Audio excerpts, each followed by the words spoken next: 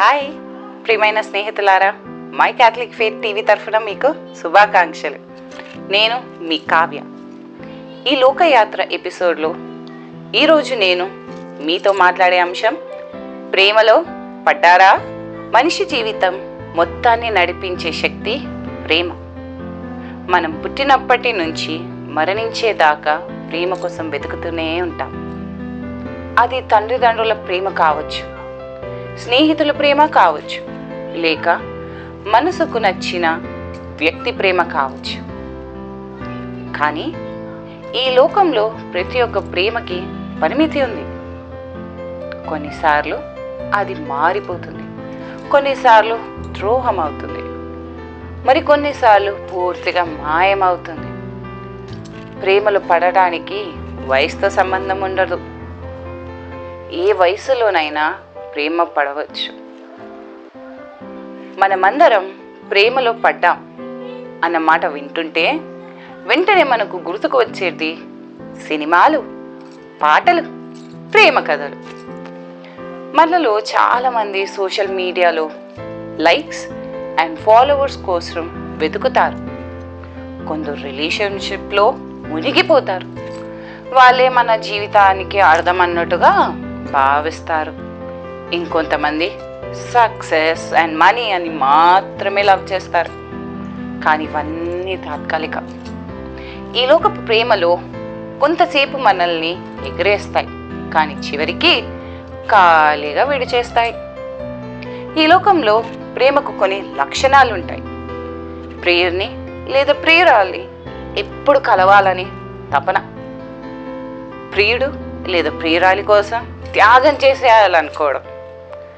ప్రియుడి లేదా ప్రియురాలి ఇష్టం మనం ఇష్టం అవ్వడం. కానీ ఈరోజు నేను చెప్పదలుచుకున్న ప్రేమ అది క్షణికమైన ఫీలింగ్స్ కాదు. సెయింట్ ఇగ్నేషియస్ ఆఫ్ లయోలా ఒక గొప్ప మాట చెప్పారు. ప్రేమలో పడిపో, ఆ ప్రేమలో నిలిచి ఉండు. అది నీ జీవితంలోని ప్రతి దాన్ని నిర్ణయిస్తుంది. అదే ఎప్పటికీ నిలిచే యేసు ప్రభువుని ప్రేమ. యేసు ప్రేమ నిస్వార్థమైనది, ఎప్పటికీ మారనిది, ఆశ నింపేది. యేసు ప్రేమ మాత్రం శాశ్వతం. ఆయన మనల్ని ఎలాంటి పరిస్థితులు ఉన్నా ఎప్పటికీ ప్రేమిస్తాడు. అర్హులు కాదన్నా ప్రేమిస్తాడు. సిలువపై తన ప్రాణాన్ని అర్పించిన ప్రేమ కంటే గొప్ప ప్రేమ లేదు. కానీ ఒక ప్రశ్న, నేను నిజంగా యేసుతో ప్రేమలో పడ్డానా? యేసు ప్రేమలో పడితే మనం మారిపోతాం. మన ఆలోచనలు, మన ప్రాధాన్యతలు, మన కలలు కూడా మారిపోతాయి. మన హృదయం ఆయన సన్నిధి కోసం తప్పిస్తుంది. ఆయన వాక్యం మనకు మధురంగా ఉంటుంది. ఆయన చిత్తం నెరవేర్చడమే మన లక్ష్యం అవుతుంది. యేసు ప్రేమలో పడితే పాపం ఆకర్షణ కోల్పోతుంది.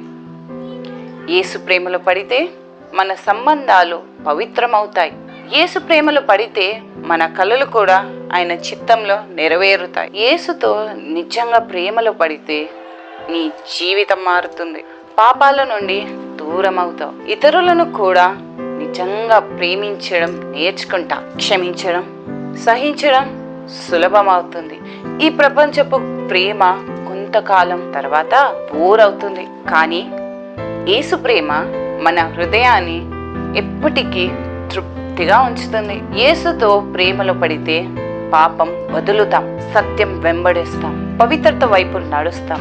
ఎన్ని హార్ట్ బ్రేక్స్ అయినా యేసు ప్రేమ మాత్రం బ్రేక్ అవ్వదు. ఆయన ఎప్పటికీ విడవడు. ప్రియుడు లేదా ప్రియురాలి కోసం మనం రాత్రంతా ఫోన్లో వెయిట్ చేస్తాం. కొందరిని ఇంప్రెస్ చేయడానికి మన స్టైల్ మార్చుకుంటాం. ఇన్స్టాలో 100 లైకులు రావాలని ఆశపడతారు. యేసు కోసం మీరేం చేస్తున్నారు? యేసు ప్రేమ పొందటానికి మీ హృదయాన్ని సిద్ధం చేశారా? ఈ లోకయాత్రలో యేసుతో ప్రేమలో పడ్డారా? వచ్చే వారం కొత్త అంశంతో మళ్ళీ కలుద్దాం. మీ కావ్య.